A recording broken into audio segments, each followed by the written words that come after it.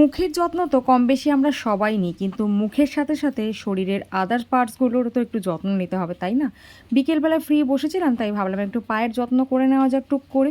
অবশ্য এটা আমি প্রত্যেক সপ্তাহেই করে থাকি, সবসময় হয়তো তোমাদের সাথে শেয়ার করা হয় না।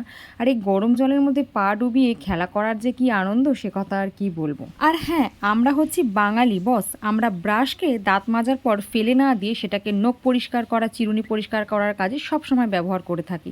আর সত্যি কথা বলতে, পার্লারে গিয়ে কারি কারি পয়সা নষ্ট করে কেমিক্যাল ইউজ করার পক্ষপাতী আমি কোনোদিনই খুব একটা ছিলাম না। আমি সব কিছু ঘরে কিনেই ইউজ করি, ঘরেই নিজের যত্ন করার চেষ্টা করি। যারা আমার পুরনো দর্শক বা বন্ধু আছে তারা হয়তো অনেকেই জানে। তবে কি জানো তো, পুরো পায়ের যত্ন নেওয়ার পর ফাইনাল লুকটাই আমি ভিডিও করতে ভুলে গেছি। অবশ্য এডিটের সময় আমি নিতেই পারতাম, বাট ইট ডাজন্ট মিন কি সবসময় everything should be perfect, because আমি ডেলি লাইফস্টাইলের ওপরে ভ্লগ বানাই।